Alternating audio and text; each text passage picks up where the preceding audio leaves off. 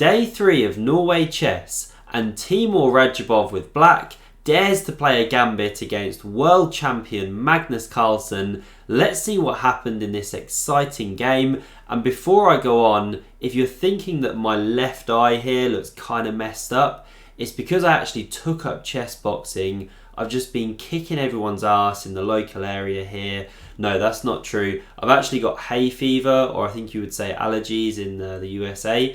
And yeah, it's just messed up my eye. I could hardly see through it earlier. Hopefully it's going to be okay now. Good night's sleep should help. Anyway, on with the game here.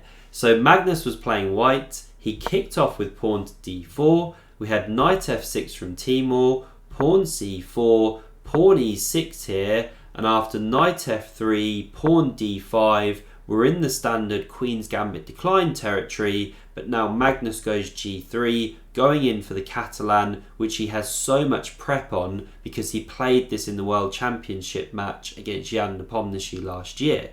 So after g3, bishop e7, this bishop came to g2, both players now castled, and Teimour took on c4, the standard way to play as black. So queen c2 played, preparing to recoup the pawn, and a6 is by far and away the main move here, preparing b5, but here Teimour goes pawn b5 straight away, and this is a trendy move right now. Jan Nepomniachtchi played this exact move.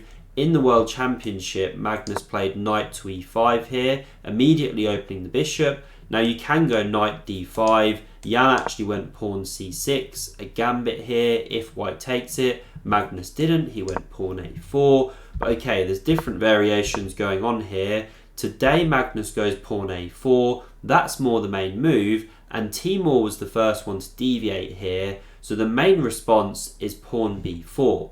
When you do this, now when white captures on c4, I think there's also some lines where you capture with the knight as well. But once white captures that pawn, well, at least the b pawn is protected by the bishop. You're not giving a second pawn. But the way Teimour plays it here, he doesn't go pawn b4. He goes bishop to b7. So it looks nice to immediately develop, but you're giving white a pawn on b5, of course. And after Magnus takes that one, here's Teimour's big idea. He goes pawn a6, giving a second pawn, kind of Benko gambit style-y here.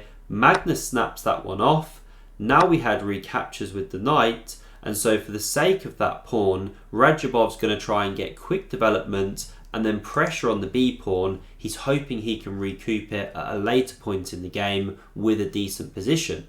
So now the queen took on c4, and this is an interesting moment to pause.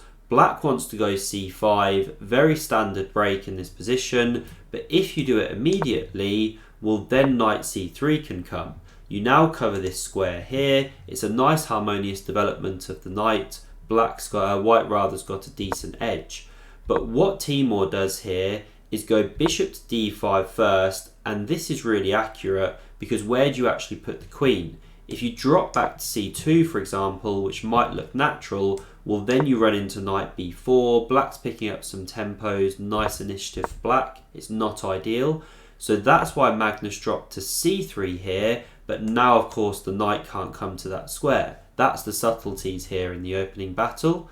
So now the pawn came to c5, and you don't want to be capturing here as white. If you do that, you're just helping black bring pieces into the attack. For example, knight takes, white still hasn't properly developed, and so on. So Magnus didn't take, he just developed his bishop here to f4, and now knight e4 from Teimour, good move, picking up another tempo on the queen.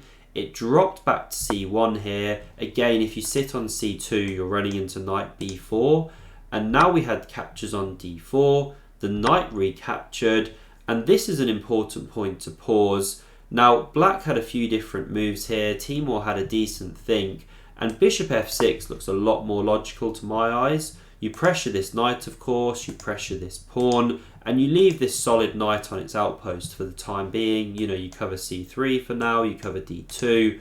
What Teimour did here was drop this knight back to c5, but it looks slightly clumsy here. These knights are a bit on each other's toes.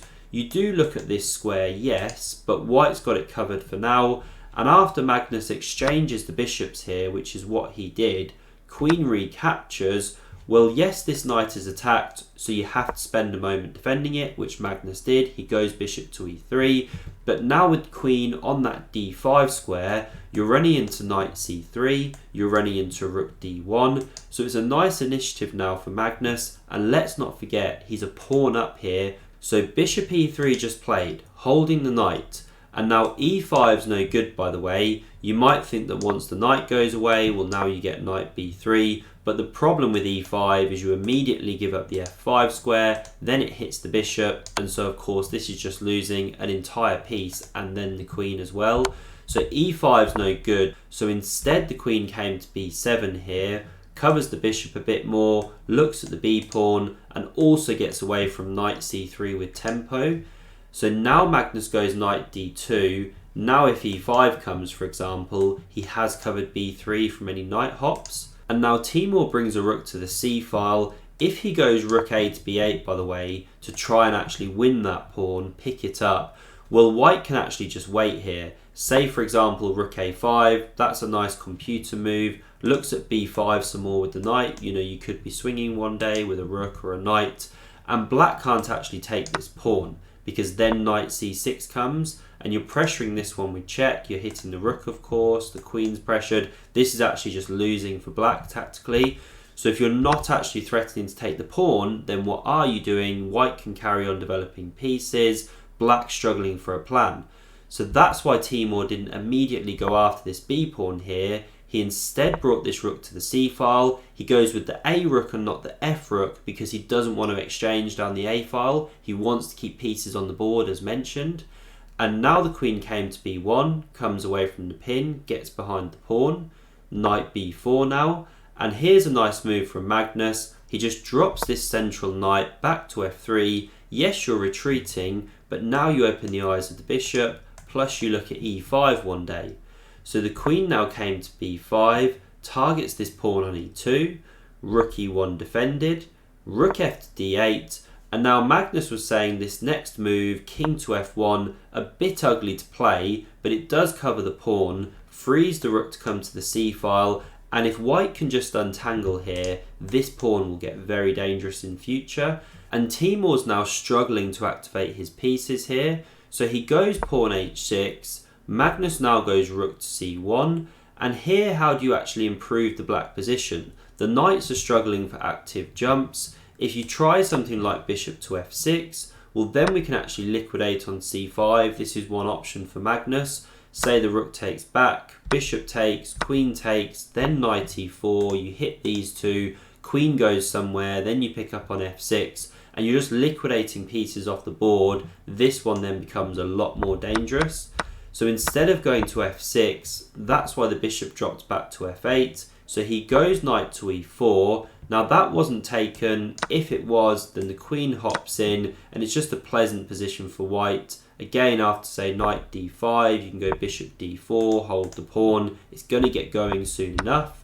So we didn't have takes on e4. Teimour went knight to b3, forking those rooks. But of course, Magnus has got this one, so he's not losing in exchange. Now we had rook recaptures, and this knight hops back to c3, again picks up a tempo on the queen. It dropped back to b7 here, and this actually sets up a really sneaky tactic. So there's only one move here that white can play to keep the advantage. Can you find the move? And if you're enjoying this video, do hit that like button and let me know, and consider subscribing to the channel to never miss a future video.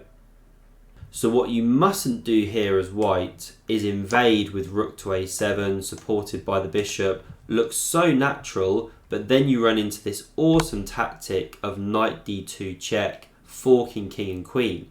So you're forced to take that one, of course. Now if you take with the bishop, then you lose your rook, you've now left the defence. And if you take with the knight, well then there's this amazing checkmate down on h1, the king's boxed in by the pawn. That's really beautiful. So Magnus didn't invade there, and equally he didn't come to a3, pressuring this knight, because then you run into knight d5, opens up the bishop on the rook, and you threaten to take here, shattering the structure, picking up that dark squared bishop. So instead Magnus goes rook a4, best move. Now we had knight d5 anyway, hits that bishop, so Magnus chopped it off, the queen recaptured, and now he went king g2. That one's done its job defending the pawn, it just tucks away. Queen c6 now from Radja, and Magnus invades with rook a7, and Teimour said to Magnus after the game that he felt his pieces were on their best squares here, so he didn't want to actually move them, leave them where they are. He wasn't sure what to play. Now he ended up weakening his position. Magnus felt he should just come back to d5 with the queen, force Magnus to find a plan, maybe h4, king h2, queen d3, that kind of thing, start exchanging the queens, get that b pawn going. But instead of doing that, Teimour lashed out with pawn to g5. You gain some space, maybe on a good day you bring the bishop to g7, but now Magnus really seizes an initiative, so he goes queen to d3, hits that knight, it comes back to c5, Magnus goes queen c4, the knight is now pinned to the queen, or at least if you go say bishop g7 here, pressuring the pawn, will now b4, knight goes, and again you start liquidating, and this pawn's a big problem. It's going through, it should decide the game.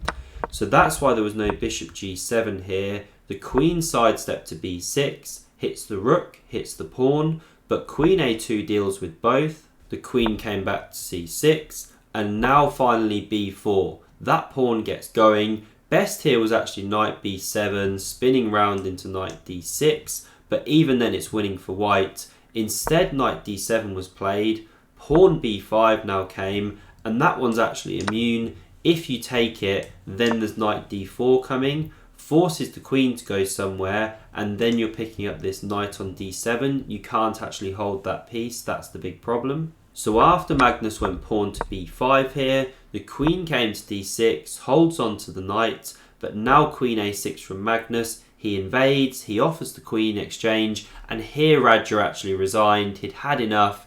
There's no forced winning line right at this moment, but the pawn is just going to be going through basically. I mean, say you capture that one, pawn recaptures, knight c5, let's say, because it's attacked. Well, now knight e5, you hit this f7 pawn twice, the a pawn's still dangerous, the bishop's perfectly placed, it's just game over for black. And if you don't take the queen, say you go rook d8 to hold the knight after this exchange here, well, different ways for white to play. Queen b7 is one option, for example, pressuring along this rank, the pawn's still coming, the knight's hopping in. So it's just a miserable position, lost when you're playing the world champion and an endgame expert like Magnus.